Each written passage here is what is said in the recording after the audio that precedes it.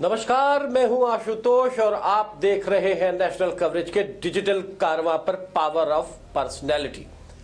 Power of personality में हम हमेशा ऐसे व्यक्तित्व से बात करते हैं जिन्होंने समाज में अपनी एक अलग पहचान बना रखी है। तो आज हमारे साथ पावर ऑफ पर्सनैलिटी में मौजूद हैं अखिल भारतीय ब्राह्मण महासभा रा के राष्ट्रीय अध्यक्ष यूपी रत्न पंडित राजेंद्र नाथ त्रिपाठी। बहुत बहुत स्वागत है आपका हमारे इस कार्यक्रम पावर ऑफ पर्सनैलिटी में। तो अभी हाल फिलहाल उत्तर प्रदेश में 14 दिसंबर को ब्राह्मण महासभा ने एक महाकुंभ का आयोजन किया और उस महाकुंभ में बड़ी विशाल भीड़ के साथ सरकार को संदेश देने का काम भी किया गया। साथ ही साथ ब्राह्मणों का जो समाज में जिस तरीके से सरकार में उनके साथ जो भी चल रहा है उसको हम पूछेंगे और बात करेंगे पावर ऑफ पर्सनैलिटी में पंडित राजेंद्र नाथ त्रिपाठी से। मेरा सबसे पहला सवाल आपसे ये है त्रिपाठी जी कि आपको ये ब्राह्मण महाकुंभ करने की आवश्यकता क्यों पड़ी?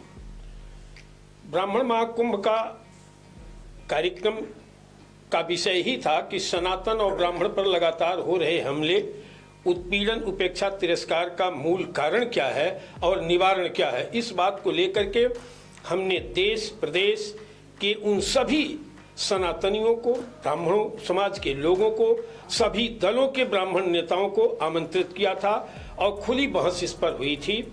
इस वजह से ये कार्यक्रम रखा गया था।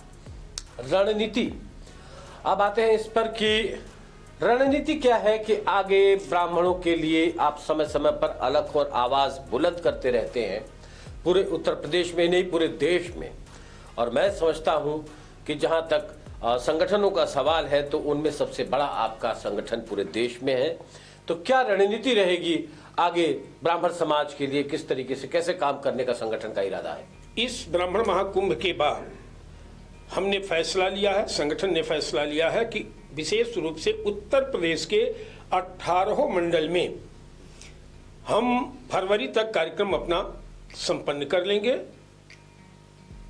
इस कार्यक्रम के पीछे उद्देश्य है कि हम प्रत्येक ब्राह्मण परिवारों तक संगठन की जो सोच है, जो कार्य प्रणाली है, हम प्रत्येक ब्राह्मण तक पहुंचाएं।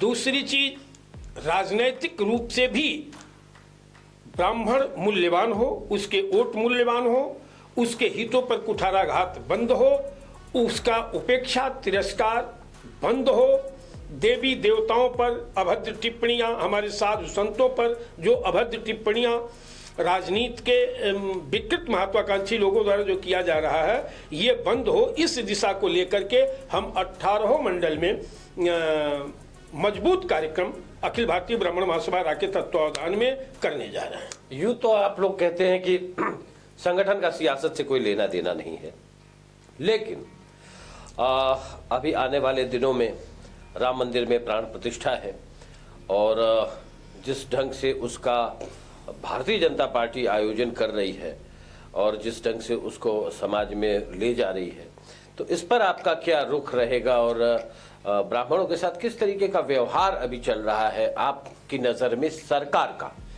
देखिए, ये जो कार्य हो रहा है ये सराहनीय कार्य है, सनातन के पक्ष में है।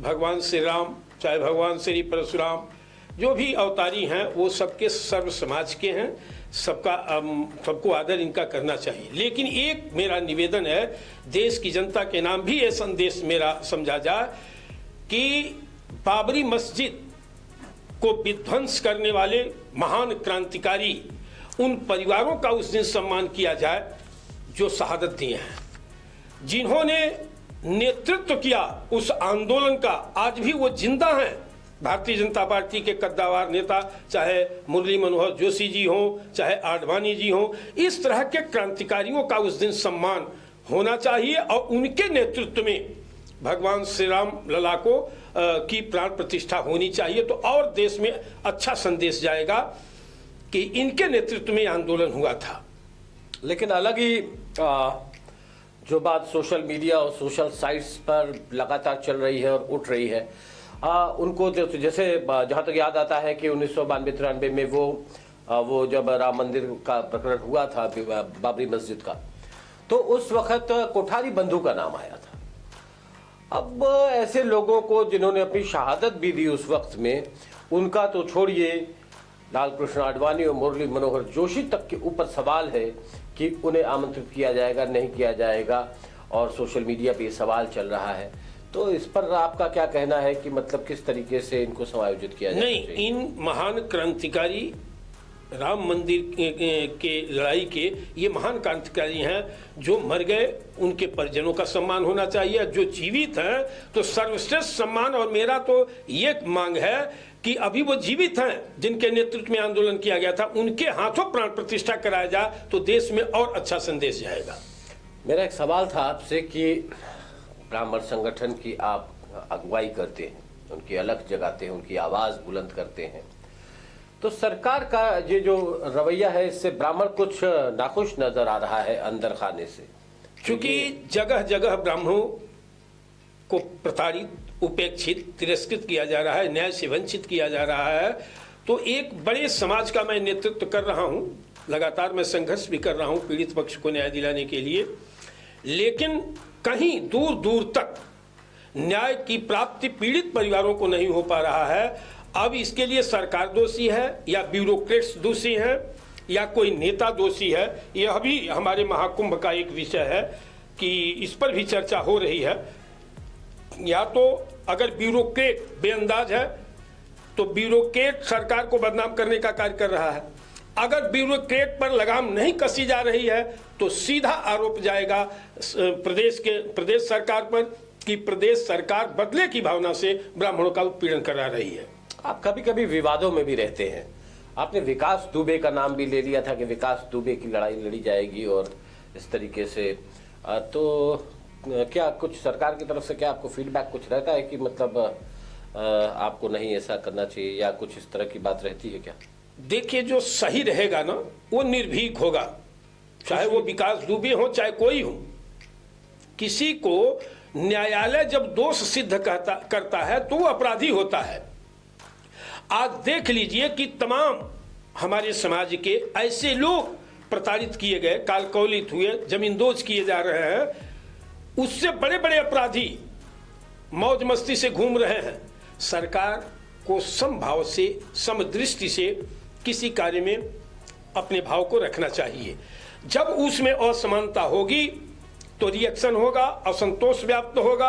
आज उसी का शिकार उत्तर प्रदेश में ब्राह्मण समाज है। और ये मेरा आखिरी सवाल है आपसे कि प्रतिकूल परिस्थितियों में आपने पिछले 2-3 दशकों से लगातार अपने संगठन को मजबूत करने के लिए तमाम जगह की यात्राएं की, साथ ही साथ बहुत विषम परिस्थितियों में अपने संगठन को खड़ा करने का काम किया। अब जब आपका संगठन पूरे देश का लगभग सबसे बड़ा संगठन है ब्राह्मण महासभा रा, तो आपको कैसा लगता है, कैसी अनुभूति होती है, लोगों का कैसा प्यार और मोहब्बत आपको मिलती है, और क्या आपको लगता क्या है कि जिंदगी सफल रही, क्या हुआ? देखिए, यह श्रेय जाता है हमारे एक एक बहादुर संगठन के कार्यकर्ताओं को, और सबसे बड़ी कृपा भगवान श्री परशुराम जिनके चरणों में बैठ करके मैं ये कार्य कर रहा हूँ, उनकी असीम अनुकंपा है।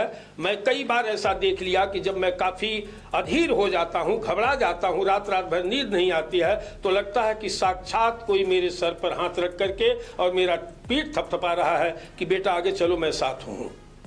तो एक एक कार्यकर्ता का और भगवान श्री परशुराम की असीम अनुकंपा है, और समाज के सभी वर्गों का स्नेह मुझे प्राप्त है। इसलिए लगता है कि मुझे ब्राह्मण होने पर गर्व है। बहुत बहुत धन्यवाद। अभी आप देख रहे थे हमारे साथ पावर ऑफ पर्सनैलिटी में पंडित राजेंद्र त्रिपाठी, जिन्हें यूपी रत्न से नवाजा जा चुका है, और अभी हाल फिलहाल उन्होंने लखनऊ में ब्राह्मण महाकुंभ का बड़ा आयोजन करके निश्चित रूप से सरकार को एक संदेश तो दे ही दिया है। ऐसे व्यक्तित्वों से लगातार हम बात करते रहते हैं और मंच पर उनके आइडियाज को आपके सामने ले आते रहते हैं। आगे भी हम अपने इस एपिसोड में किसी न किसी व्यक्तित्व से बात करेंगे। तब तक हमारे साथ बने रहिए। नेशनल कवरेज का ये डिजिटल कारवां आपका स्वागत करता है।